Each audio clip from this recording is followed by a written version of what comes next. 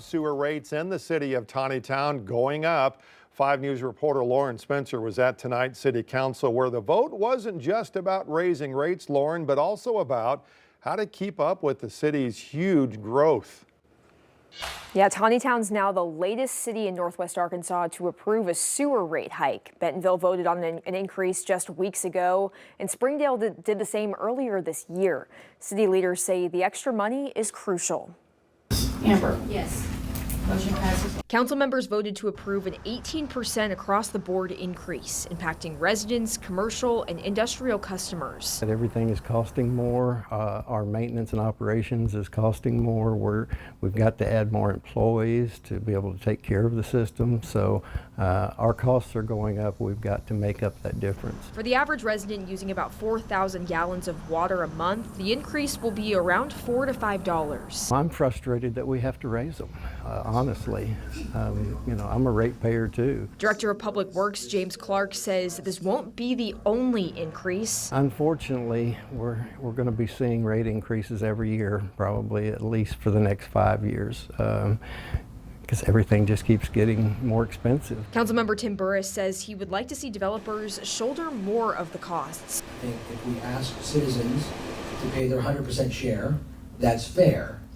However, what I think is not fair is that up to now we're asking developers who come into town to only pay 50%. We're encouraging a group to get tax subsidies from the city when the citizens have to pay their full amount.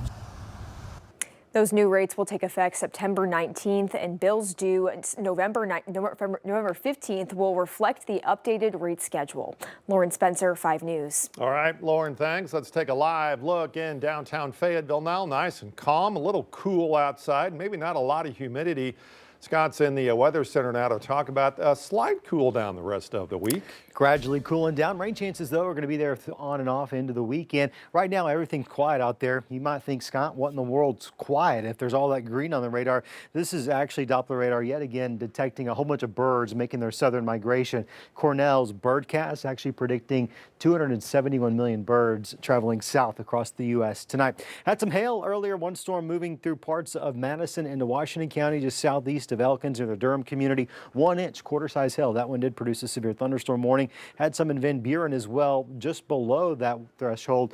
Still nickel to quarter-size hail. And, of course, that same storm produced dime to nickel-size hail in Fort Smith there as well. Tomorrow, we're going to have more pop-up thunderstorms, but probably going to have a little bit less of them.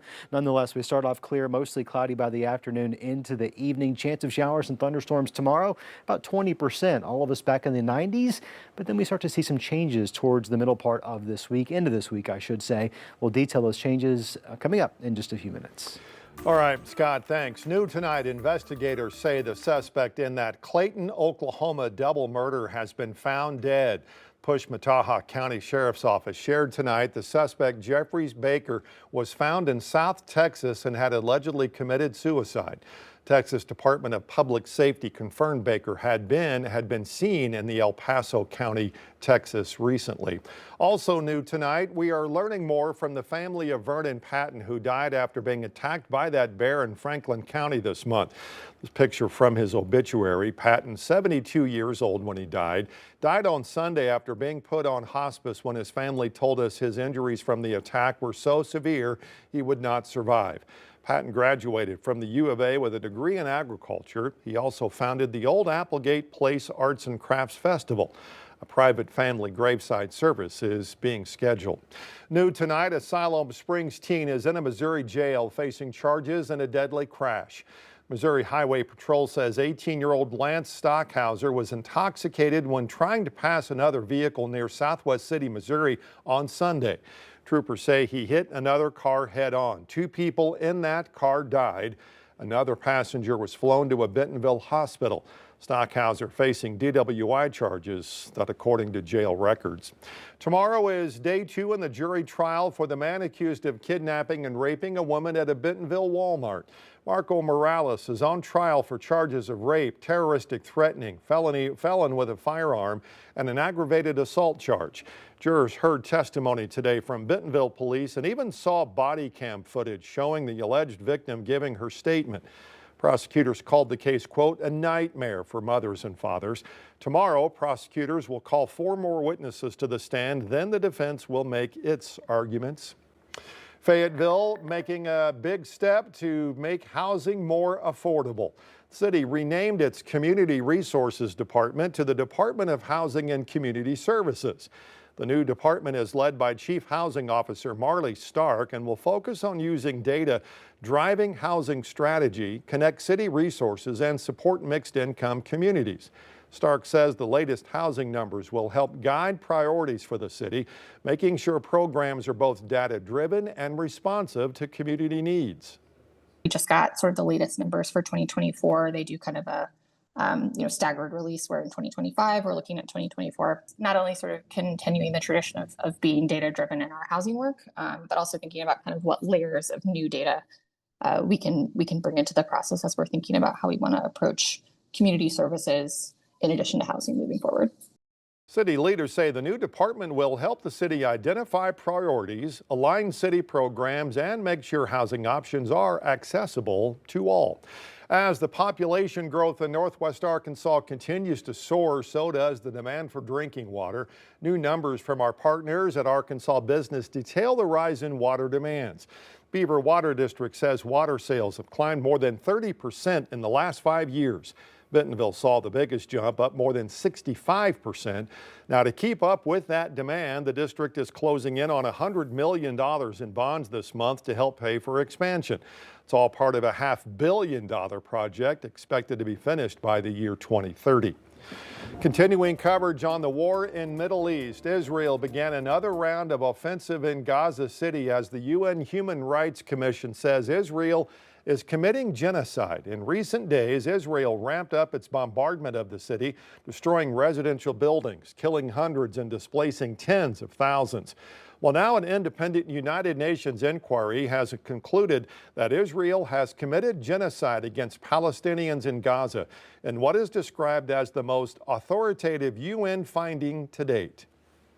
The people of Israel have been betrayed by their government from the beginning. That has made the peace and security and the prosperity of the Israeli people almost impossible for the foreseeable future. Secretary of State Marco Rubio is visiting Israel this week. He also visited Qatar today to discuss Israel's attack on its capital city. The man accused of shooting and killing political activist Charlie Kirk last week, officially charged now in connection with that death. Andres Gutierrez is now sharing new details about messages exchanged between the suspect Tyler Robinson and his roommate.